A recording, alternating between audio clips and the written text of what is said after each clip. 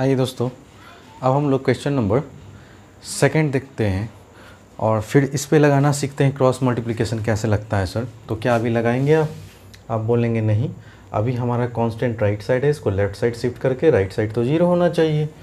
तो हम लोग है ना गिवन इक्वेशन को लिखेंगे जो फिर से क्या दिया हुआ था। तो ax + by - c = 0, ये मेरा इक्वेशन फर्स्ट हो गया।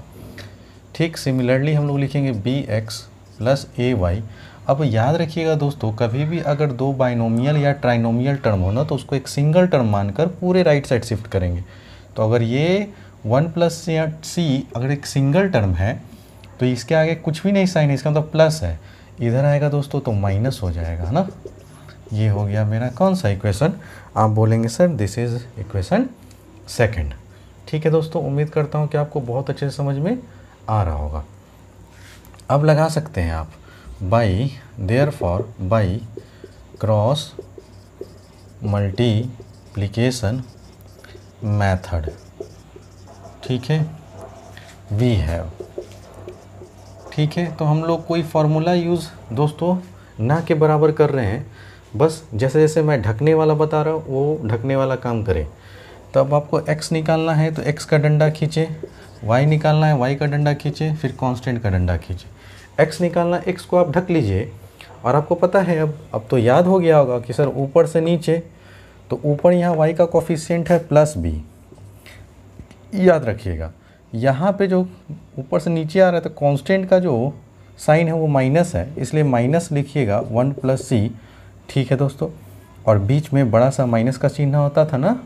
अब नीचे से ऊपर तो यहाँ है दोस्तों +a और यहाँ गुना करना है -c में, तो आप इसको ब्रैकेट में ले लिए। ठीक सर, अगर y का निकालना है तो y को ढकेंगे, लेकिन y को जब ढकेंगे दोस्तों तो नीचे से ऊपर जाएंगे, मतलब इस तरह से डायगोनली जाना है। तो यहाँ +b है और यहाँ -c है, तो आप बोलेंगे सर +b का गुना होगा -c में, फिर बीच में माइनस का चिन्ह देंगे और फिर आप आएंगे ऊपर से नीचे। तो यहाँ x का कोफिशिएंट a है, +a है, और यहाँ पे कांस्टेंट का कोफिशिएंट है दोस्तों -1 + c। आपको बहुत अच्छे से समझ में आ रहा होगा, है ना। -1 + c, ये हो गया y का। अब कांस्टेंट का देखिए, अगर कांस्टेंट का ढक दीजिए आराम से, ऊपर से नीचे आइए। क्या आएंगे दोस्तों, ऊपर से नीचे। ठीक है, तो जब ऊपर से नीचे आएंगे तो यहाँ x का कोफिशिएंट +a है और नीचे क्या है, +a है। देख रहे हैं ना, इसको अगर ढकेंगे तो a × a, तो +a × +a, फिर माइनस दीजिए। अब नीचे से ऊपर जाएंगे तो +b × +b, तो b × b हो जाएगा दोस्तों। उम्मीद है कि आपको ये चीज़ समझ में अब आ रहा होगा। ठीक है, अब इसको सॉल्व करेंगे तो x, ये देखिए -b का गुना होगा 1 में, तो आप बोलेंगे सर -b। अब -b का गुना होगा c में, तो आप बोलेंगे सर -bc। ठीक है, अब यहाँ पे सॉल्व कीजिए। ठीक है, a × -c बोलेंगे दोस्तों, तो आप क्या बोलेंगे -ac। ये तो माइनस साइन इसका है, लेकिन यहाँ +a - c तो -ac हो गया। इसलिए ध्यान दीजिएगा, वेरिएबल वाला सवाल है, और वेरिएबल वाला सवाल में जो है कभी साइन में गड़बड़ाइएगा नहीं। +b - c तो आप बोलेंगे -bc हो जाएगा सर। अब ये माइनस है तो रहने दीजिए। अब ये a माइनस में है ना, देखिए गुना होगा ना, तो -a का जब गुना 1 में करेंगे तो आप बोलेंगे सर माइनस है, और -a का जब गुना किस में करेंगे, c में, तो आप बोलेंगे सर -ac। ठीक है दोस्तों, और यहाँ पे जो था वो लिखिए a × a a², b × b b²। अब फिर से इसको सॉल्व करेंगे। ठीक है,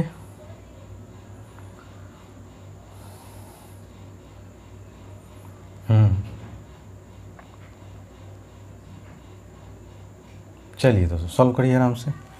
तो आप बोलेंगे सर ये x हो गया, यहाँ -b, यहाँ -bc और यहाँ माइनस माइनस, आप बोलेंगे प्लस हो जाएगा सर। y के लिए निकालिए, -bc, माइनस का a है तो प्लस का a, फिर माइनस माइनस क्या हो जाएगा दोस्तों, प्लस का ac।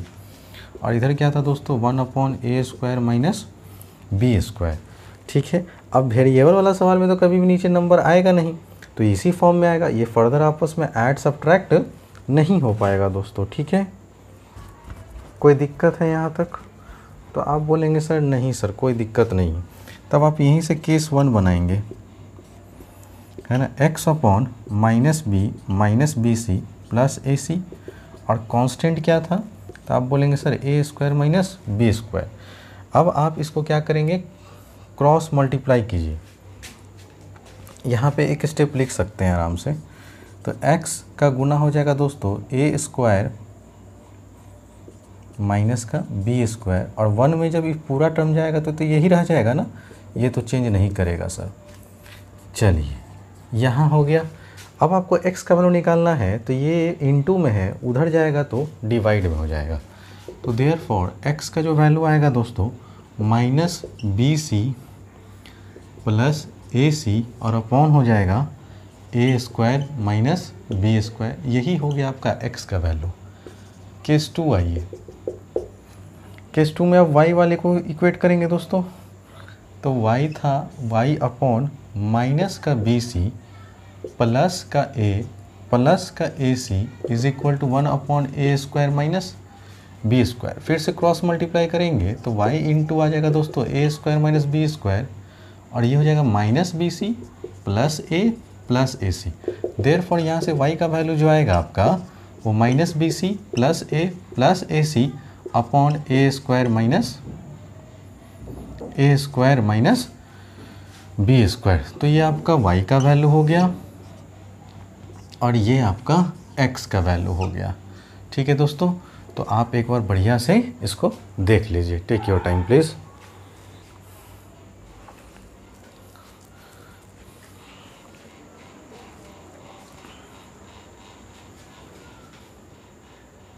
दोस्तों आइए अब हम लोग क्रॉस मल्टीप्लिकेशन मेथड का, ठीक है ना, नेक्स्ट क्वेश्चन देखते हैं, जो कि वेरिएबल बेस्ड ही हैं। तो क्या अभी आप इसको इक्वेशन फर्स्ट मान सकते हैं सर? आप बोलेंगे नहीं। क्यों?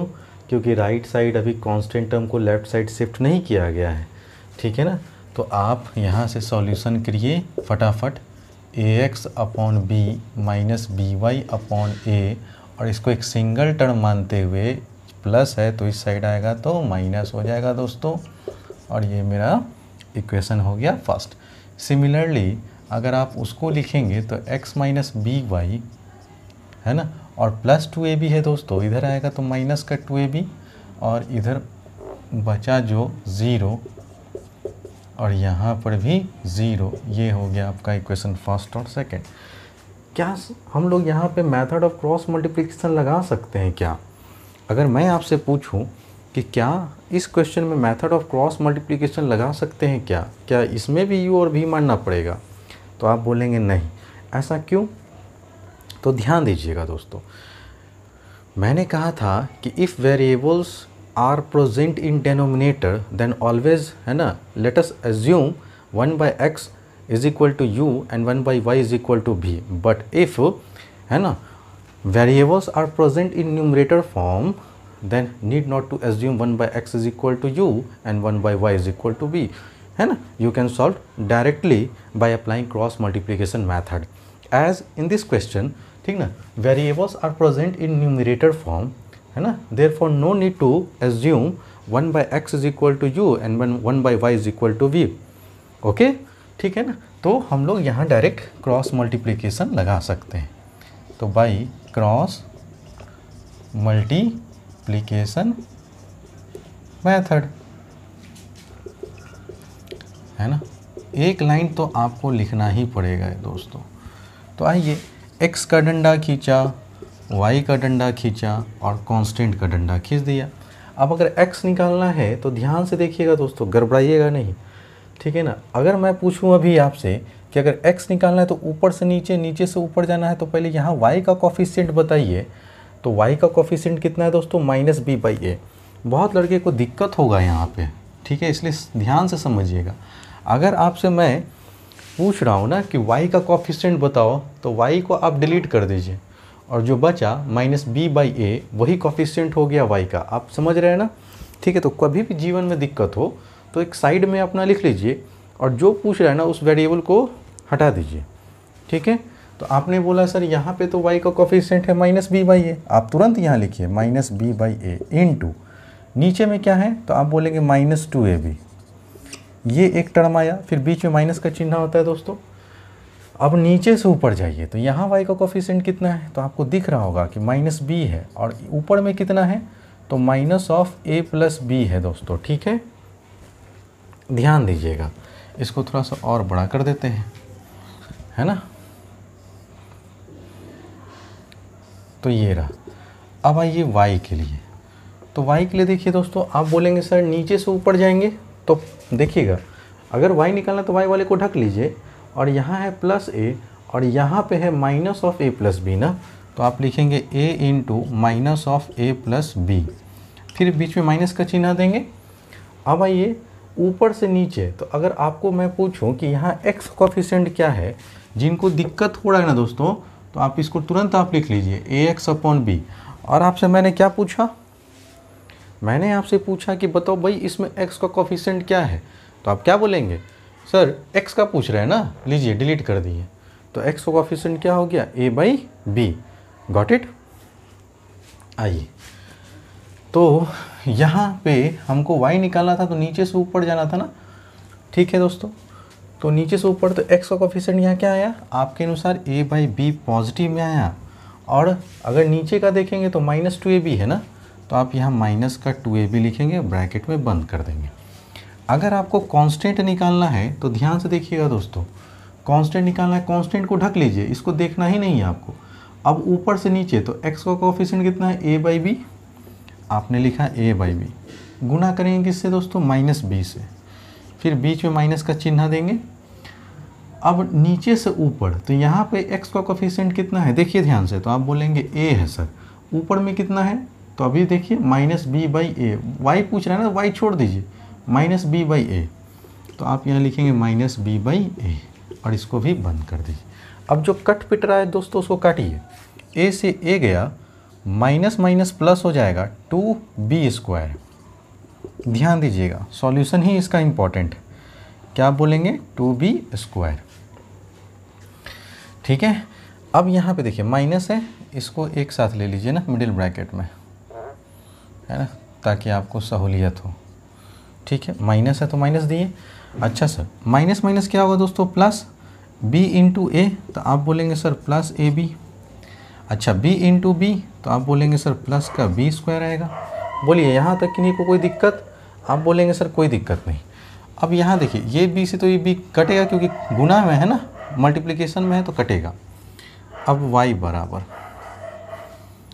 -a² और प्लस -a × b, देखिए -a है। ठीक है, ब्रैकेट के बाहर अगर कोई भी सिंबल निगेटिव है ना, तो उसको माइनस में लीजिए, -a का गुना जब b में करेंगे तो आप बोलेंगे -ab आएगा सर। अब यहाँ पे देखिए माइनस था, तो इस माइनस को यहाँ लिखिए, और ये माइनस है ना, तो ब्रैकेट में ही लिखिए, माइनस का क्या हो जाएगा, 2a²। एकदम बारी बारी से समझेंगे, b से तो b गया, a से तो a गया, तो यहाँ बचा दोस्तों माइनस का a, और यहाँ बचा -b है ना, तो माइनस माइनस क्या हो जाएगा, प्लस का b।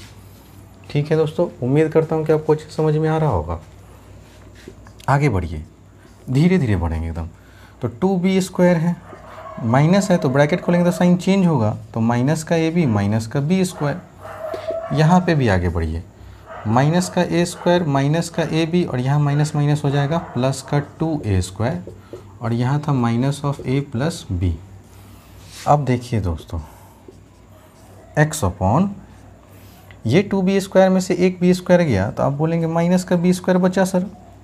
अच्छा, y/, ये -a² है और यहाँ +2a², तो पॉजिटिव का वैल्यू बड़ा है, नेगेटिव का वैल्यू छोटा है, इसलिए आंसर पॉजिटिव में आएगा। और 2a² में से a² गया तो एक a² बचेगा, और माइनस का ab, और यहाँ जो था वो लिख दीजिए -a+b। ठीक है दोस्तों। अब आपका देखिए, ये दोनों आपस में जो है ना ऐड हो रहा है ना सब्ट्रैक्ट हो रहा है, लेकिन एक चीज़ क्या देख रहे हैं कि कॉमन तो आ रहा है सर, तो आप कॉमन निकाल लीजिए। x/, इन दोनों में कॉमन क्या है, b, तो b कॉमन निकाला तो b - a। y में कॉमन क्या आ रहा है, a, तो a कॉमन निकालिएगा तो a - b, और यहाँ जो कांस्टेंट टर्म था उसको लिख लीजिए। आपने कहा सर ठीक है, हमने लिख लिया। अब ये हो गया मेरा केस 1 और केस 2। ध्यान से समझिएगा, केस 1, पहले x वाले को बराबर कीजिए, तो x अपॉन था b into B minus A, और इधर 1 अपॉन क्या था दोस्तों, minus of a plus B. अब ध्यान दीजिए कि सर यहाँ माइनस ए है तो क्या आपको यहाँ माइनस ए दिख रहा है, आप बोलेंगे हाँ। सर यहाँ प्लस बी है तो क्या यहाँ आपको प्लस बी दिख रहा है, तो आप बोलेंगे हाँ। तो इसका मतलब ये कुछ और नहीं लिखा हुआ है, ध्यान दीजिएगा, ये कुछ और नहीं लिखा हुआ है। आप पॉजिटिव को पहले लिख लीजिए, निगेटिव को बाद में लिख लीजिए। तो आप क्या देख रहे हैं कि b माइनस ए से b माइनस ए कैंसिल हो गया, और x upon B is equal to 1। तो देयर फॉर x का वैल्यू कितना आया दोस्तों, आप बोलेंगे सर 1। इसी तरह से केस 2 को डिस्कस कर लेते हैं। केस 2 में क्या था, y अपॉन है ना a into A minus B is equal to है दोस्तों 1 upon minus of a plus B. ठीक है, कोई दिक्कत वाली बात। अब आप देख रहे होंगे कि यहाँ a पॉजिटिव है तो यहाँ a निगेटिव है, और यहाँ b निगेटिव है तो यहाँ b पॉजिटिव है। तो दरअसल ये कुछ और नहीं लिखा हुआ है दोस्तों, ये क्या लिखा हुआ है, ध्यान दीजिएगा, a माइनस बी है ना, मेन कैलकुलेशन है इसका। ठीक है, b पहले लिख दिए, a को बाद में लिख दिए। अब आप याद कीजिए कि सर जब a यहाँ पॉजिटिव है तो a यहाँ निगेटिव है, b यहाँ निगेटिव है तो b यहाँ पॉजिटिव है। तो इस केस में आपको बताया गया था क्या कि whenever the value is same but the sign is alternate, then try to take minus as a common term from any of the given term। ठीक है, तो आप चाहे तो यहाँ से माइनस कॉमन निकाल सकते हैं, आप चाहे तो यहाँ से भी माइनस कॉमन निकाल सकते हैं। ठीक है, तो आप यहाँ से देखिएगा दोस्तों। ठीक है, सॉल्यूशन मैं यहाँ कर रहा हूँ। तो y upon A into A minus B था, और अगर यहाँ से हम कॉमन निकालेंगे माइनस तो ये पलट जाएगा, जो निगेटिव था वो पॉजिटिव और जो पॉजिटिव था वो निगेटिव। अब आप काट सकते हैं। ठीक है, तो यहाँ से y का वैल्यू आया y अपॉन ए और 1/-1, इसका मतलब -1। जब y का जब a से जब -1 गुना होगा दोस्तों, तो यहाँ का वैल्यू y बराबर आ गया -a। ठीक है, तो आपका आंसर हो गया hence x is equal to 1 and y is equal to minus का a। This is your required solution. ठीक है, तो बहुत अच्छे से आपको उम्मीद करता हूँ दोस्तों मैंने समझाया। सो मैं एक बार हट जा रहा हूँ, साइड हो जा रहा हूँ, आप लोग अपना समय ले सकते हैं दोस्तों।